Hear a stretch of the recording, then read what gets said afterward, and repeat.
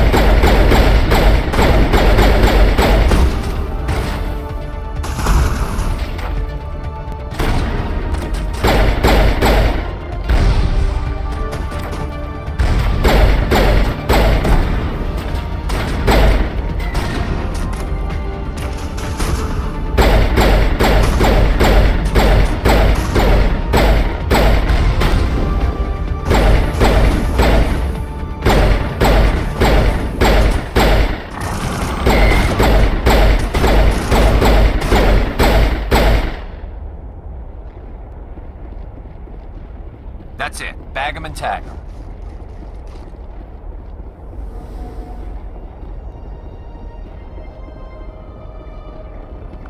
Engine target.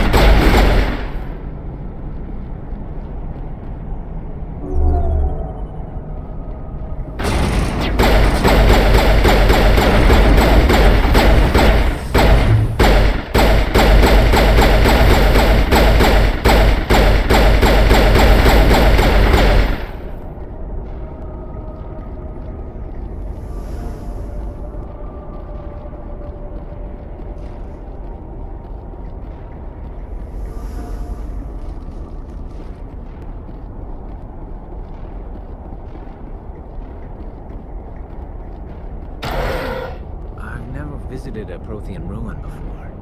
Aside from the Citadel, I mean.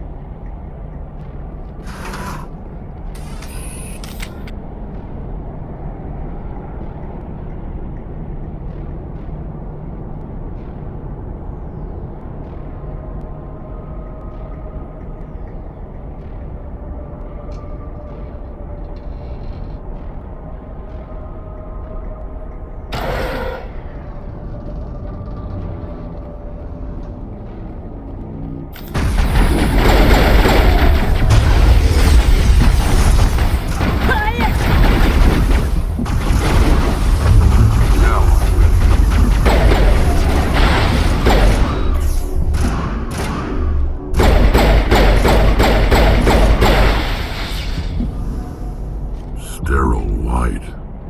Protheans sure build things homey.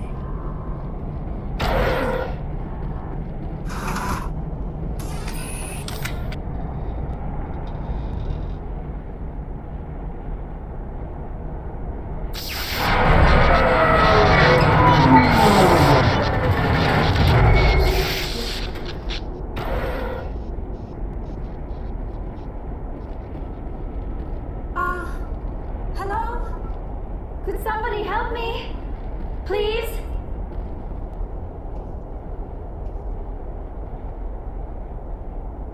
Can you hear me out there? I'm trapped. I need help. Are you okay? What happened to you? Listen, this thing I'm in is a Prothean security device. I cannot move, so I need you to get me out of it, all right? Your mother is working with Saren. Whose side are you on? What? I am not on anybody's side. I may be Benezia's daughter, but I'm nothing like her. I have not spoken to her in years. Please, just get me out of here. How did you end up in there? I was exploring the ruins when the Geth showed up, so I hid in here. Can you believe that? Geth, beyond the veil! I activated the tower's defenses. I knew the barrier curtains would keep them out. When I turned it on, I must have hit something I wasn't supposed to. I was trapped in here. You must get me out, please! We'll find some way to help you.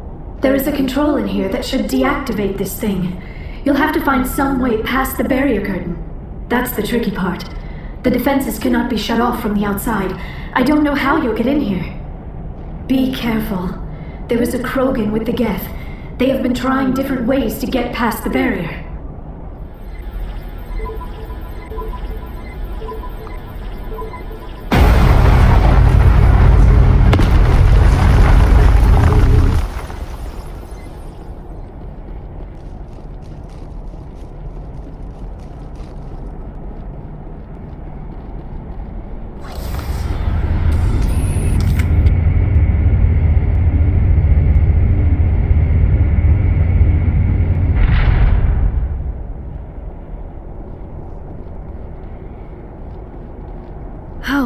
How did you get in here?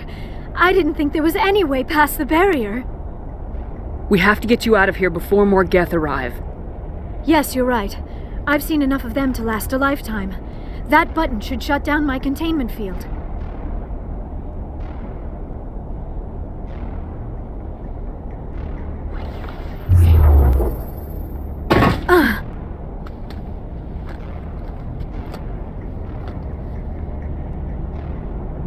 Any idea how we get out of this place? There is an elevator back in the center of the tower. At least I think it's an elevator. It should take us out of here. Come on! I still cannot believe all this. Why would the Geth come after me? Do you think Benezia's involved? Saren's looking for the conduit. You're a Prothean expert. Obviously, he wants you to help him find it. The conduit, but I don't know. What the hell was that? These ruins are not stable. That mining laser must have triggered a seismic event. We have to hurry. The whole place is caving in. Joker, get the Normandy airborne and lock in on my signal. On the double, mister! Aye, aye, Commander. Secure and away. ETA 8 minutes. If I die in here, I'll kill him.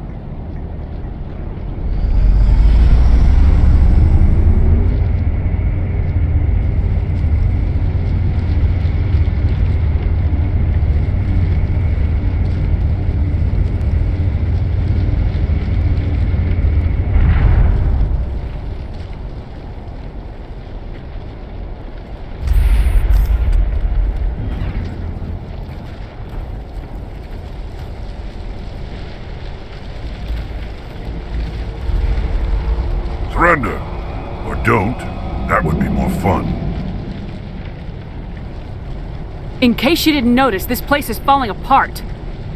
Exhilarating, isn't it? Thanks for getting rid of those energy fields for us. Hand the doctor over. Whatever it is you want, you are not getting it from me. She'll stay with us, thanks. Not an option. Saren wants her, and he always gets what he wants. Kill them. Spare the Asari if you can. If not, doesn't matter.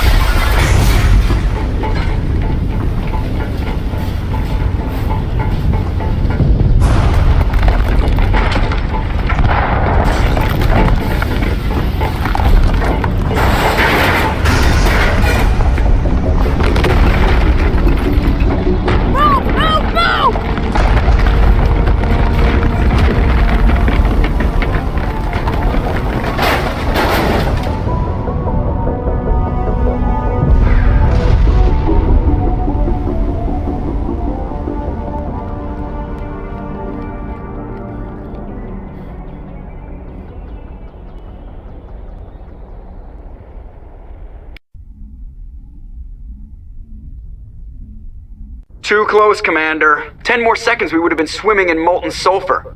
The Normandy isn't equipped to land in exploding volcanoes. They tend to fry our sensors and melt our hull. Just for future reference. We almost died out there, and your pilot is making jokes? Joker pulled our asses out of there. I think he's earned the right to a few bad jokes. I see. It must be a human thing. I don't have a lot of experience dealing with your species, Commander. But I am grateful to you. You saved my life back there, and not just from the volcano. Those Geth would have killed me or dragged me off to Saren. What did Saren want with you? Do you know something about the conduit? Only that it was somehow connected to the Prothean extinction. That is my real area of expertise. I have spent the past 50 years trying to figure out what happened to them. Just how old are you exactly? I hate to admit it, but I am only 106. Damn! I hope I look that good when I'm your age. A century may seem like a long time to a short-lived species like yours, but among the Asari I am barely considered more than a child. That is why my research has not received the attention it deserves. Because of my youth, other Asari scholars tend to dismiss my theories on what happened to the Protheans. I've got my own theory on why the Protheans disappeared. With all due respect, Commander, I have heard every theory out there. The problem is finding evidence to support them. The Protheans left remarkably little behind. It is almost as if someone did not want the mystery solved.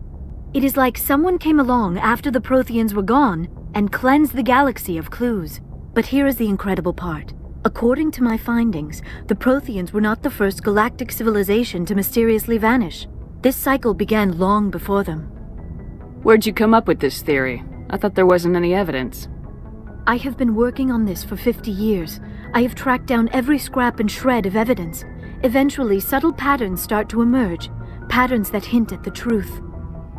It is difficult to explain to someone else. I cannot point to one specific thing to prove my case. It is more a feeling derived from a half-century of dedicated research. But I know I'm right, and eventually I will be able to prove it. There were other civilizations before the Protheans. This cycle has repeated itself many times over. If the Protheans weren't the first, then who was? I don't know. There is barely any evidence on the Protheans, even less on those who came before them. I cannot prove my theory, but I know I am right. The galaxy is built on a cycle of extinction. Each time a great civilization rises up, it is suddenly and violently cast down. Only ruins survive. The Protheans rose up from a single world until their empire spanned the entire galaxy. Yet even they climbed to the top on the remains of those who came before. Their greatest achievements, the mass relays and the Citadel, are based on the technology of those who came before them. And then, like all the other forgotten civilizations throughout galactic history, the Protheans disappeared. I have dedicated my life to figuring out why. They were wiped out by a race of sentient machines, the Reapers. The Reapers? But I have never heard of. How do you know this? What evidence do you have? There was a damaged Prothean beacon on Eden Prime. It burned a vision into my brain. I'm still trying to sort out what it all means. Visions? Yes, that makes sense. The beacons were designed to transmit information directly into the mind of the user. Finding one that still works is extremely rare. No wonder the Geth attacked Eden Prime. The chance to acquire a working beacon, even a badly damaged one, is worth almost any risk. But the beacons were only programmed to interact with Prothean physiology. Whatever information you received would have been confused, unclear. I am amazed you were able to make sense of it at all. A lesser mind would have been utterly destroyed by the process. You must be remarkably strong-willed, Commander. This isn't helping us find Saren, or the conduit. Of course, you are right. I am sorry, my scientific curiosity got the better of me. Unfortunately, I do not have any information that could help you find the conduit, or Saren. I don't know why Saren wanted you out of the picture, but I think we'll be a lot better off if we bring you along. Thank you, Commander. Saren might come after me again. I cannot think of anywhere safer than here on your ship. And my knowledge of the Protheans might be useful later on. And her biotics will come in handy when the fighting starts. Good to have you on the team, Liara. Thank you, Commander. I am very grateful. Oh, I am afraid I am feeling a bit lightheaded. When was the last time you ate, or slept? Dr. Chakwa should take a look at you. It is probably just mental exhaustion, coupled with the shock of discovering the Protheans' true fate. I need some time to process all this. Still, it could not hurt to be examined by a medical professional. It will give me the chance to think things over. Are we finished here, Commander? We can talk again after you've seen the doctor. The rest of you, dismissed. Mission reports are filed, Commander. You want me to patch you through to the Council? Patch him through, Joker. Setting up the link now, Commander. We've received your report, Commander. I understand Dr. Tassoni is on the Normandy.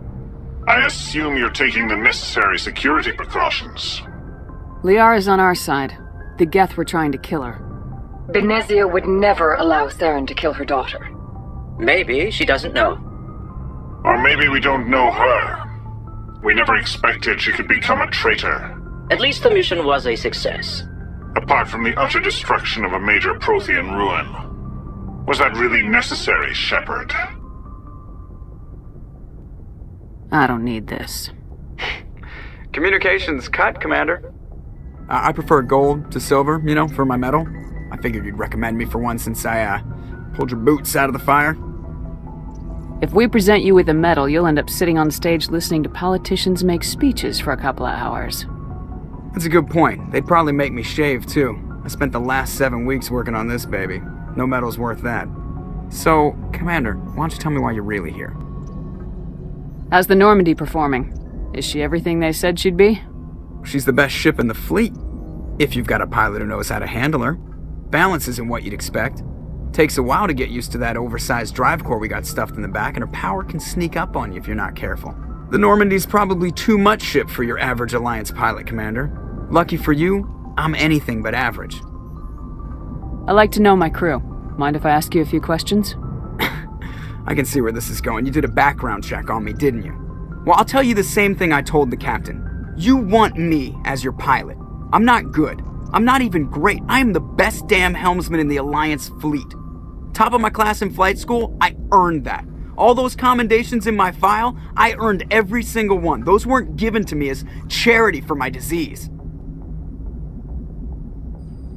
I'm sorry, Joker. I didn't even know you were sick. You mean you didn't know? Oh, crap. Okay, I've got Vrolich syndrome, brittle bone disease. The bones in my legs never develop properly. They're basically hollow, too much force and they'll shatter. Even with crutches and my leg braces, it's hard to get around. One wrong step and crack! It's very dramatic. But I've learned to manage my condition, Commander. Put the Normandy in my hands and I'll make her dance for you. Just don't ask me to get up and dance unless, you like the sound of snapping shin bones. Why does everyone call you Joker? It's a lot shorter than saying Alliance Flight Lieutenant Jeff Moreau. Plus, I love to make little children laugh. You're dodging the question. Look, I didn't pick the name. One of the instructors in flight school used to bug me about never smiling. She started calling me Joker, and it stuck. Why didn't you ever smile? Hey, I worked my ass off in flight school, Commander. The world's not gonna hand you anything if you go around grinning like an idiot. By the end of the year, I was the best pilot in the academy, even better than the instructors, and everybody knew it. They'd all got their asses kicked by the sickly kid with the creaky little legs. One guess who was smiling at graduation? I need to know more about this Vrolich syndrome if I'm putting my ship in your hands. Yeah, of course you do. It's an extremely rare condition. Nobody knows exactly what causes it. Genetic, maybe. It's treatable, but there's no cure. They classify my case as moderate to severe.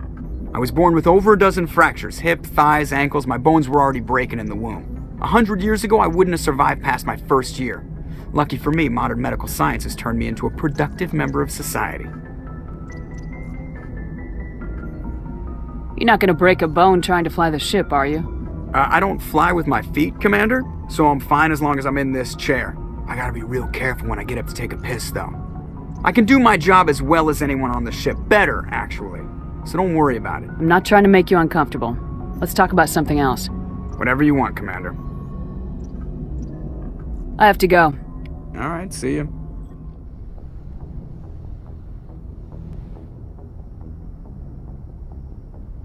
Commander, are you coming to check up on me? You look much better. How are you feeling? Dr. Chakwas assures me I am going to be fine. I was impressed with her knowledge of Asari physiology.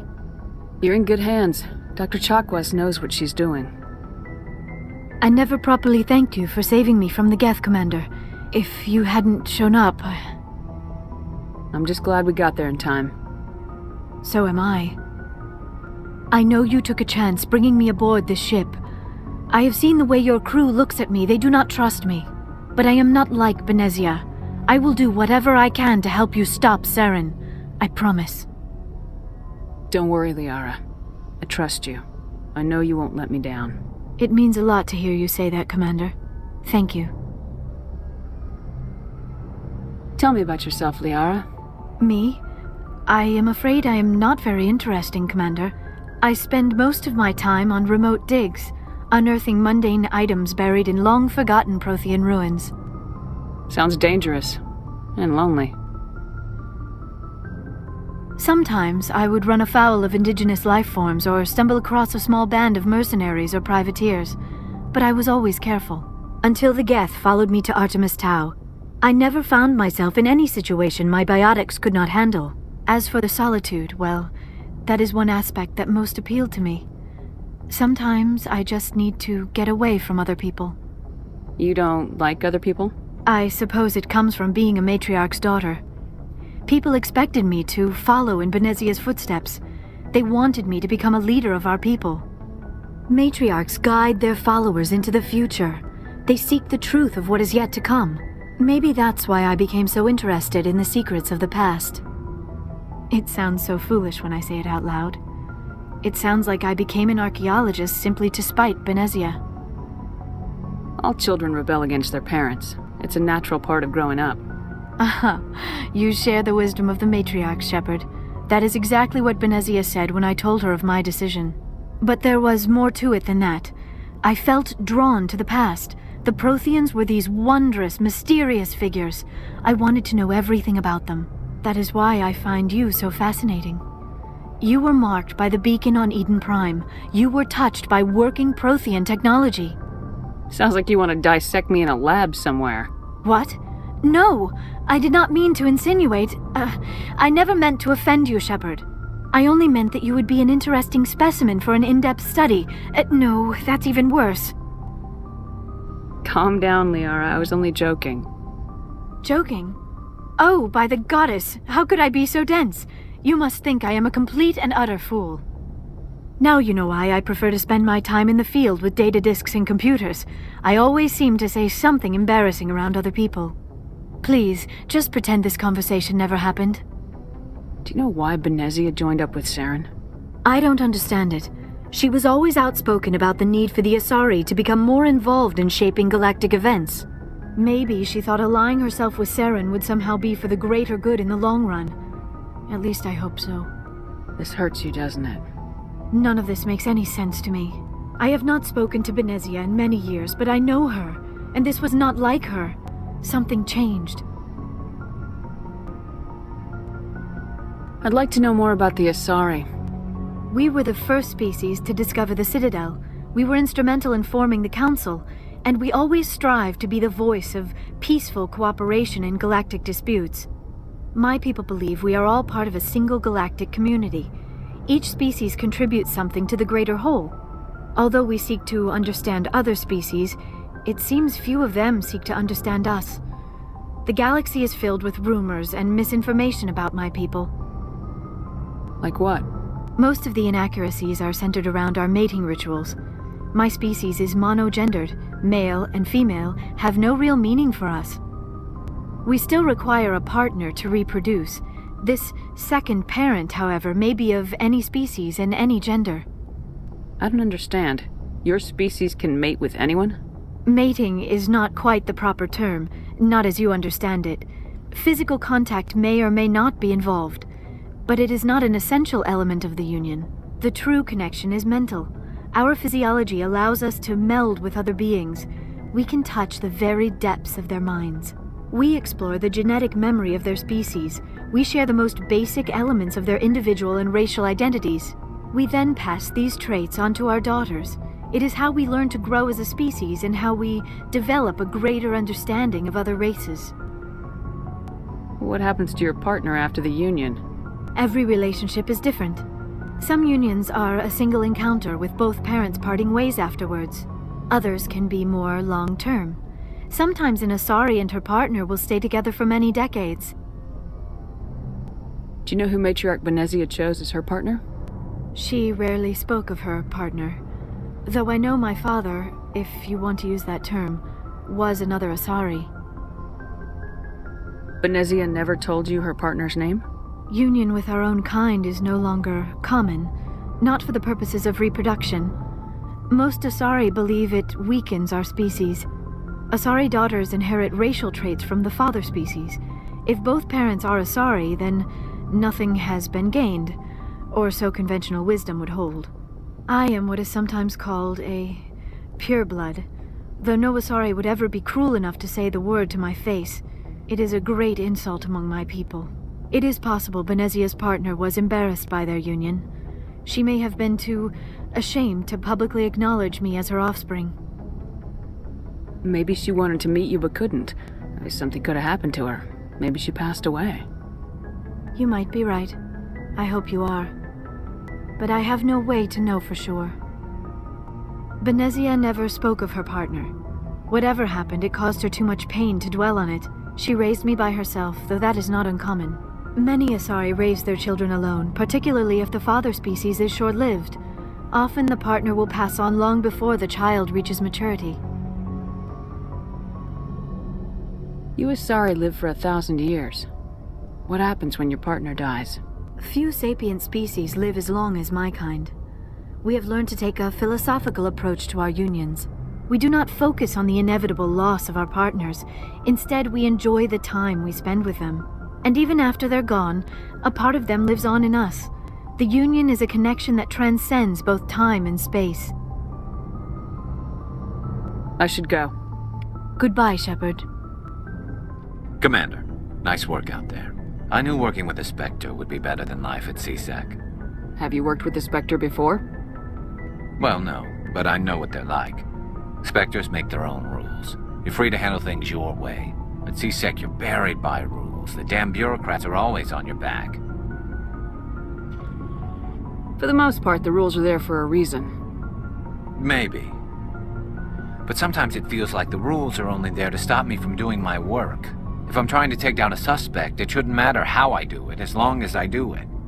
But CSEC wants it done their way. Protocol and procedure come first. That's why I left. So you just quit because you didn't like the way they do things? There's more to it than that. It didn't start out bad, but as I rose in ranks, I got saddled with more and more red tape. CSEC's handling of Saren was typical. I just couldn't take it anymore. I hate leaving. I hope you made the right choice. I'd hate for you to regret it later. Well, that's sort of why I teamed up with you. It's a chance for me to get off the Citadel, see how things are done outside CSEC. Either way, I plan to make the most of this. And without CSEC headquarters looking over my shoulder, well, maybe I can get the job done my way for a change. If getting the job done means endangering innocent people, then no. We get the job done right, not fast. Got it? I wasn't trying to... I understand, Commander.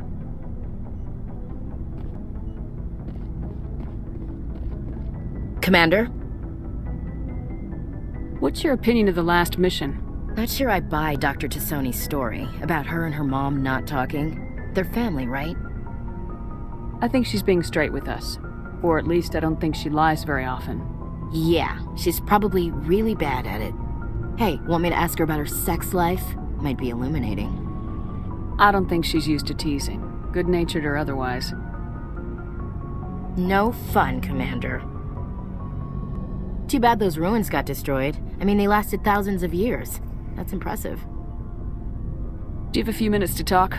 One-on-one? Sure. I was hoping to get a minute of your time off the record.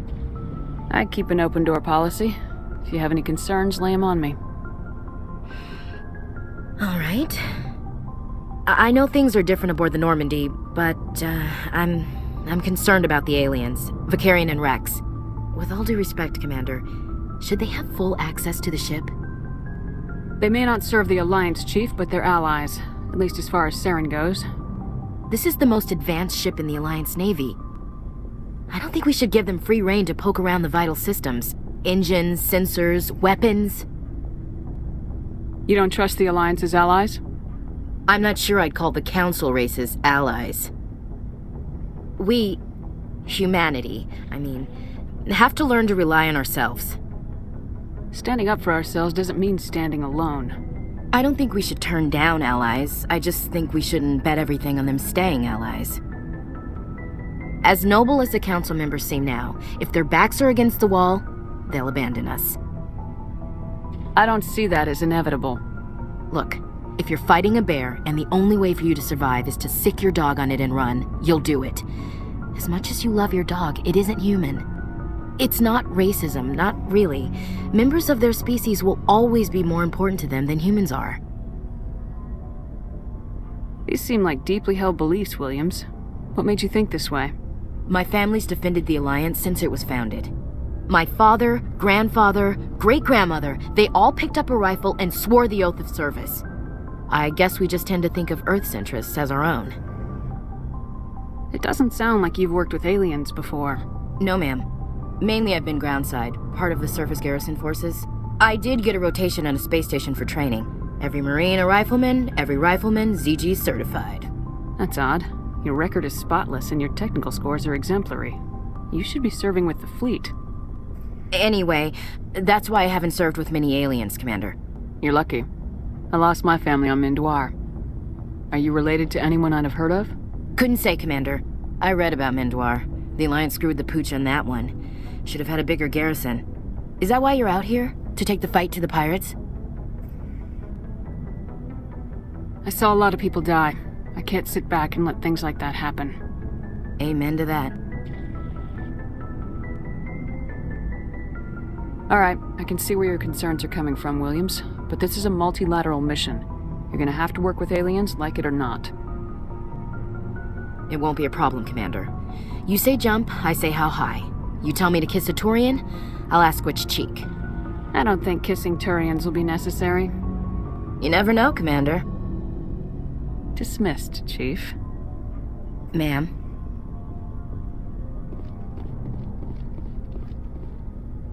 Shepard, what can I do for you?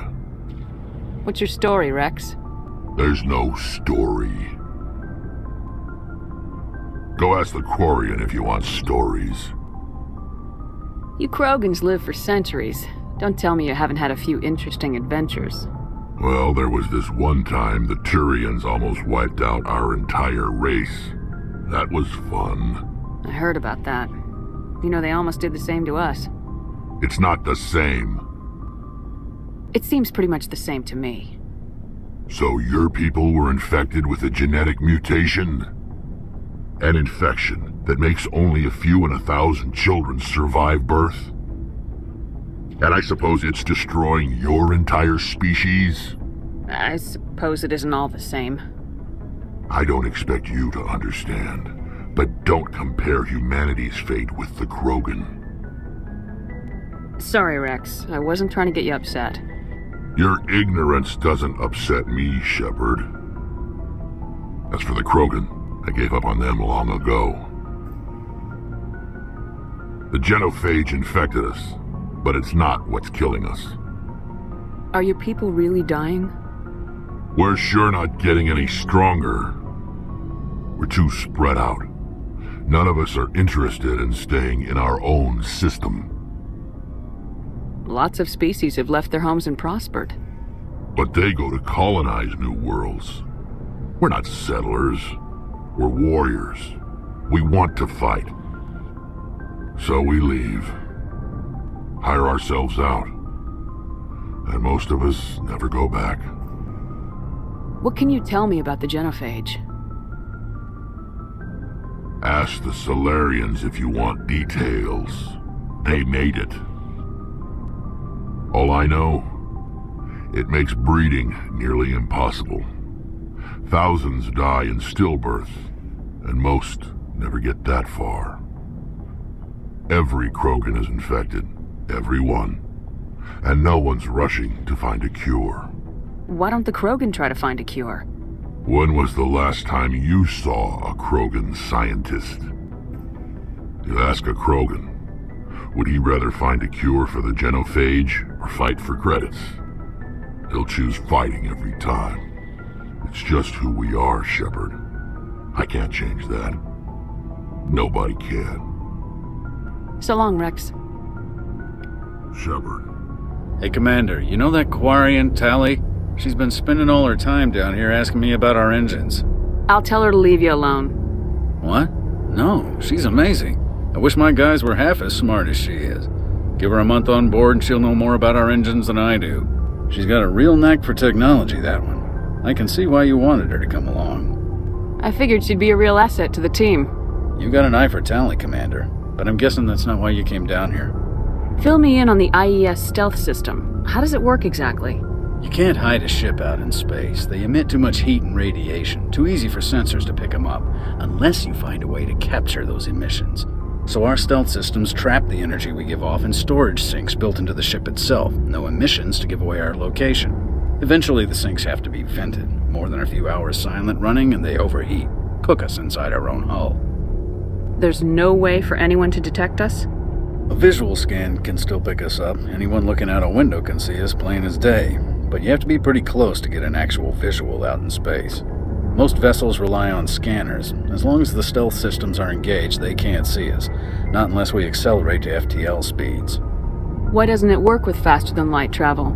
Cranking up to FTL blue shifts our emissions, pushes them into frequencies too high to capture in the sinks. As soon as we make the jump, it's like setting off a flare. Sensors can pick up our location whenever we enter or exit FTL flight, but for short-range missions, our stealth systems are amazing, and we've got the only one. Where else have you served, Adams? If you name a class of Alliance ship, I've probably served on it. Everything from dreadnoughts and carriers right down to frigates like the Normandy. My last assignment was on the Tokyo, only a cruiser, but she was a good ship. Couldn't hold a candle to the Normandy, though. I want to know more about the Normandy.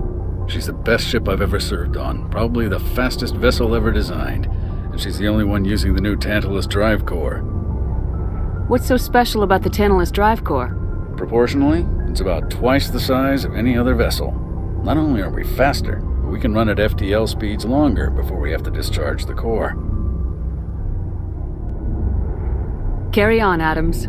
Aye, aye, Commander.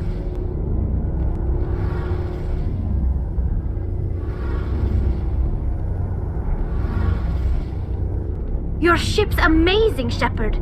I've never seen a drive core like this before. I can't believe you were able to fit it into a ship this small. I'm starting to understand why you humans have been so successful. I had no idea Alliance vessels were so advanced. The Normandy's a prototype, cutting-edge technology.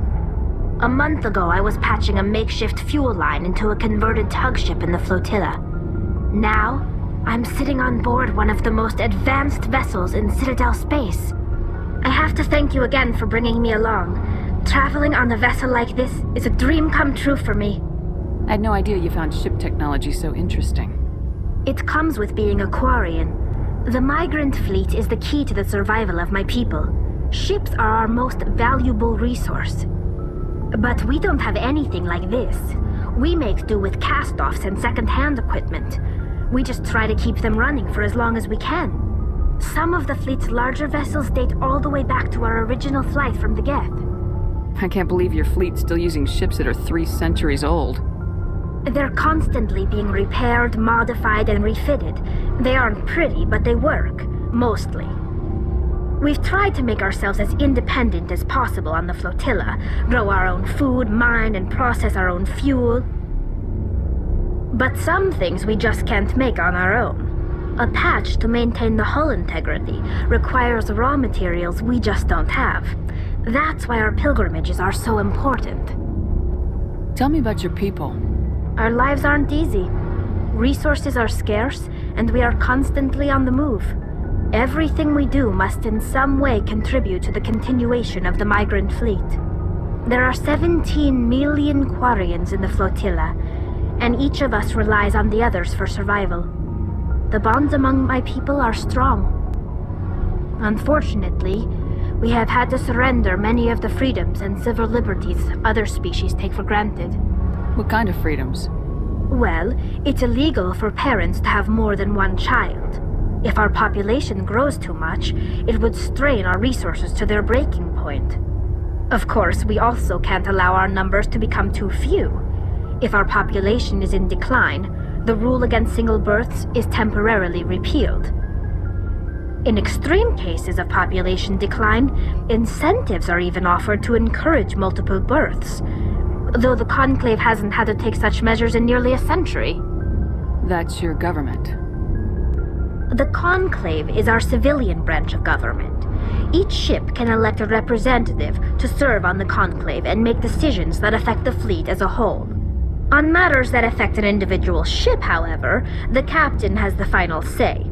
It's a tradition that dates back to the early days, when the fleet was governed by martial law. Fortunately, most captains nowadays are smart enough to have an elected council from their crew to give them advice and guidance. So the ultimate power rests with elected officials? In practice, the Conclave and the respective council for each ship tend to set the rules that govern our daily lives. But in theory, we are still under military jurisdiction. The 5 top-ranking military officials in the fleet serve on the Admiralty Board. These 5 have the power to overrule any decision by the Conclave in case of emergency. To do so requires unanimous agreement among the Admiralty, and they can only do this once. After that, the entire board must resign their posts. It's a safeguard that served us well.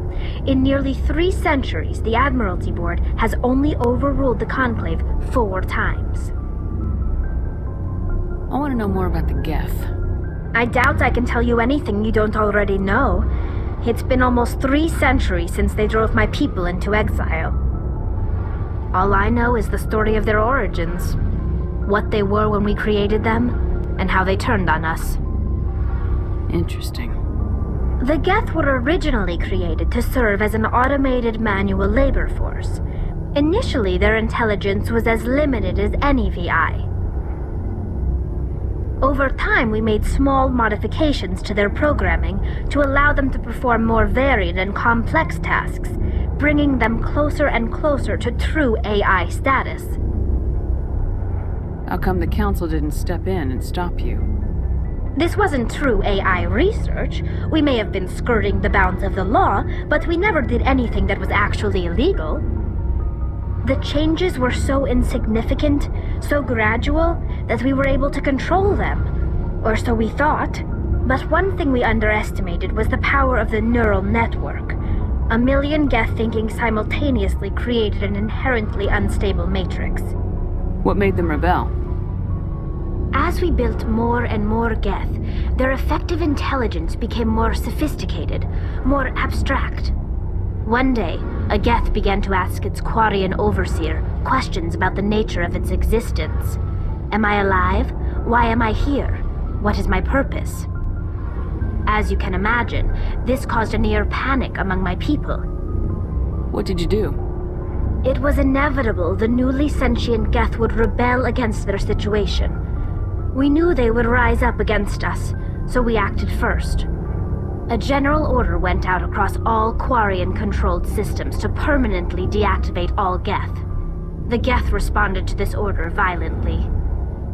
Hey, you can't blame them for fighting for their survival. We had no other choice. The Geth were already on the verge of revolution. By acting quickly, we had a chance to end the war before it began. The hope was that most of the Geth would still be little more than machines, incapable of organized resistance. But they had progressed much further than anyone anticipated. The war was long and bloody. Millions upon millions of Quarians died at their hands. In the end, we were forced to flee our own homeworld. We feared the Geth would pursue us, but they never came beyond the Veil. Now we drift through space, exile searching for a way to reclaim what was once ours. I want to know more about the pilgrimage. When my people reach maturity, we leave our birth ships and seek acceptance with a new crew. It's necessary to maintain genetic diversity among the fleet. But no ship wants to accept someone who will be a burden on them. So, to prove our worth, we embark on a pilgrimage. We set out alone, leaving the flotilla and our families behind us. We only return once we have found something of value we can bring back to the fleet. This is presented as a gift to the captain of the respective ship we wish to join. If the gift is accepted, we are welcomed into the crew. Can a captain choose to reject the gift? That doesn't happen often. Most captains are eager to increase the size of their crew. It increases their own standing in our society. Even when the gift is not particularly valuable, the captain usually accepts it out of a sense of tradition. However, there is a stigma to presenting a substandard gift. It's not the best way to make a good impression on a new community. Most pilgrims don't return until they find something worthwhile. I can't believe they just send you off alone. It's not like they just cast us out. Before we leave, we are given lessons in how to survive outside the flotilla, and given gifts to help us on our journey. We also receive implants to fight off sickness and disease. Generations of living in an isolated and highly controlled environment have left our immune systems weaker than most. By the time we leave the fleet, we are well equipped for the pilgrimage. This is a rite of passage for all Quarians. If it were dangerous, our numbers would suffer. Virtually every pilgrimage ends with a triumphant return and the ritual presentation of the gift to one of the fleet's captains. I want to talk about something else. Like what? I should go.